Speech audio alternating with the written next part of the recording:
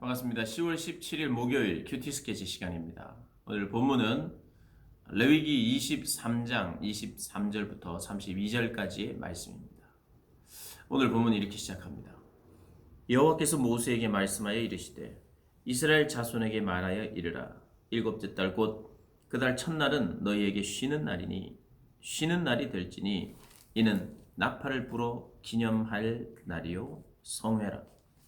어떤 노동도 하지 말고 여호와께 화제를 드릴지니라. 나팔절. 절기상으로는 나팔절이라고 불리는 날인데요. 이 날은 새해 첫날입니다. 이스라엘 백성들에게 이 당시의 유대에 있어서는 7월 1일이 새해 첫날로 계산이 되었습니다. 그래서 첫날이에요, 이들에게. 우리로 따지면 1월 1일이죠. 새해 첫날. 거룩한 성회로 모이는 거예요. 나팔 소리가 들립니다. 나팔은요, 하나님의 임재가 있다. 하나님이 여기 함께 하신다. 하나님 우리와 동행하신다 하는 그런 임재의 나팔입니다. 한 해를 시작하면서 하나님의 나팔 소리와 함께 하나님이 임재해 주신다. 하나님이 함께 하신다. 또 신약 시대에 하나님의 나팔 소리 천지 진동할 때에 예수 영광 중에 구름 타고 오신다라고 하는 우리 찬송이 있잖아요. 하나님의 임재, 예수님이 오신다는 거예요. 예수님의 임재. 그러면 오시면 어떤 일이 있느냐? 믿지 않는 자들에게는 심판이, 믿는 자들에게는 구원이 있는 날이죠. 그러니까 이 하나님의 임재가 있는 날은 기쁜 날이면서도 동시에 두려운 날이에요. 기쁨과 두려움이 같이 있는 거예요. 순종할 때에 하나님의 백성일 때에 하나님의 구원이 있지만 불순종했고 하나님의 백성이 아니고 구원의 밖에 있는 자들에게는 두려운 날입니다. 심판의 날이 되는 거예요. 그럼 이스라엘 백성들에게 있어서 나팔절의 의미는 하나님의 동행, 하나님의 임재, 하나님의 함께 하심인데 어떨 때에 거룩한 백성이 될 때에 어떻게 거룩해진다고 그랬죠? 하나님의 말씀을 순종하여 구별될 때 구별되는 것, 그것이 거룩입니다. 그러니까 말씀을 지켜 행하고 있는 것이 거룩인 거죠. 그럼 이스라엘 백성들이 새해 첫날 하나님 내가 말씀에 순종하는 백성으로 주 앞에 있기를 원합니다 라고 하는 마음, 그때 하나님은 임재를 강하게 해주실 줄 믿습니다. 올 한 해를 올려드리면서 그런 고백을 했지 않겠습니까? 하나님 순종하겠습니다. 우리는 거룩한 백성입니다. 하나님의 임재를 기뻐합니다. 하나님의 통치를 기뻐합니다. 하나님과 동행하기를 원합니다. 그렇게 고백하는 날이었습니다. 그런데 이제 26절부터는 속죄일에 대해서 나와요. 근데 속죄일은 언제냐면 7월 1일이 이제 나팔절이었다면 7월 10일이 속죄일입니다. 그러니까 대속죄일, 그래서 1년에 한 번 대제사장이 지성소에 들어가서 백성의 죄를 가지고 그렇게 고백하는 날이에요. 대신해서 중보의 역할을 감당했죠, 제사장이. 근데 대제사장이 1년에 한 번인 대속죄일입니다. 모든 백성의 죄를 가지고. 유대 정통에 의하면 7월 1일이 나팔절, 7월 10일이 속죄일이기 때문에 7월 2일부터 7월 9일까지 그 기간에는 속죄일을 준비했다고 합니다. 무슨 준비냐?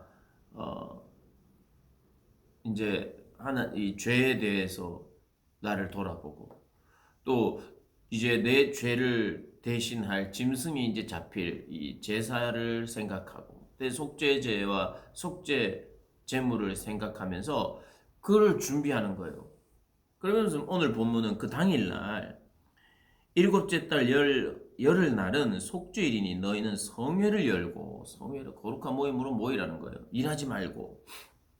그런데 성회를 열고 스스로 괴롭게 하며 하나님께 화제를 드려라.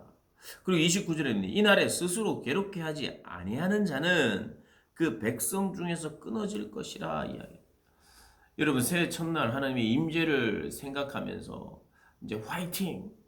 예전의 죄들을 다 회개하고 이제 제가 새날입니다, 새해입니다 하면서 화이팅 하면서 가야 되는데, 이스라엘 백성들의 절기, 하나님께서 명하신 절기에는 이게 좀 거꾸로 되어 있어요.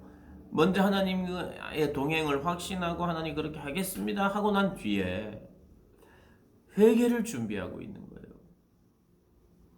그러면 우리가 조금 아니 회개하고 하나님 앞에 다 좀 처리할 것 처리하고 이제 새로워져서 이제 화이팅 하면서 한 해를 시작하면 좋지 않겠나. 우리도 마치 송구 영신 예배를 드리고 새해를 시작하면서 화이팅 하는 게 좋듯이 그게 좋지 않겠나. 여러분 그렇게 하는 것도 좋습니다. 또 그렇게 한 게 맞죠. 하나님 앞에 철저히 회개하고 나서 사죄의 은총을 확신하고 새롭게 되는 이런 것들이 맞는데, 그렇지만 우리가 놓쳐서는 안 되는 게 있어요.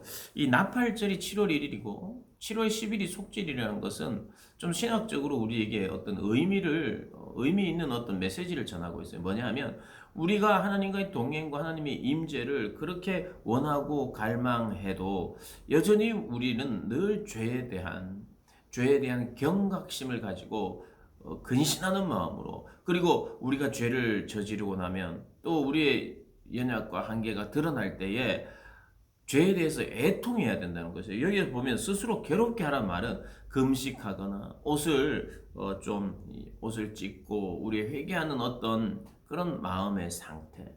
그러니 일상의 어떤 즐거운 그냥 일반적인 삶을 그렇게 사는 것이 아니라 스스로를 괴롭히는 삶, 좀 고난을 겪는. 그래서 이제 천주교는 이런 고난이 있어야 된다. 신부들도 고행도 하고 이랬잖아요.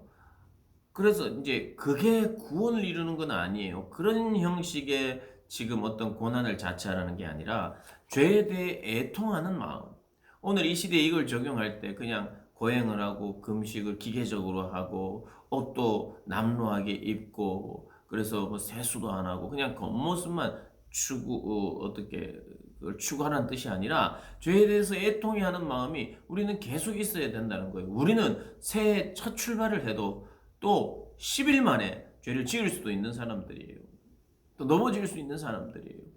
그리고 죄는 나만 짓습니까? 여러 사람들이 또 짓는 거예요. 죄에 대해 애통해야 하는 마음, 내 죄와 다른 이들의 죄, 이 세상에 악이 관영하고 있는 이런 세상을 볼 때 하나님의 임재가 있고 하나님의 동행이 있을 때 하나님의 마음을 가진 자는 슬프지요.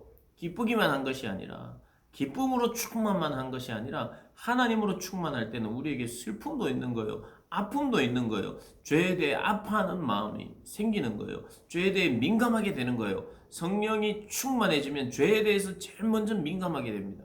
그래서 근신하게 되고 또 때로는 금식하게 되고.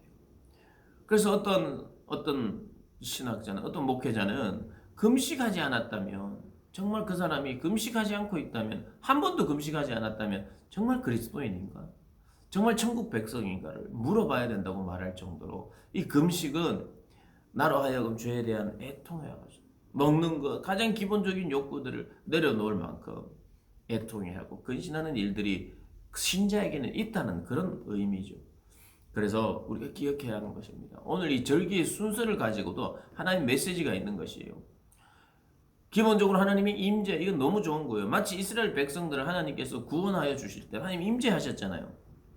이 애굽에서 하나님께서 기적을 행하시고 하나님의 권능을 드러내셔서 임재하셔서 그들을 다 불러내서 그들이 회개하게 하고 하나님 백성으로 새로워지게 하고 거룩하게 했던 것처럼 우리가 임재하고 동행하고 하나님의 백성으로 하나님이 구원해 주신 그 구원의 기쁨을 가지면서 동시에 여전히 우리 육신의 옷을 입고 있는 우리는 죄의 연약 노출되어 있고 죄를 사랑하는 몸인 것을 우리가 깨닫게 되는데, 알아가게 되는데 늘 애통해하고 근신하는 마음으로 주 앞에 살라고 하는 것이에요.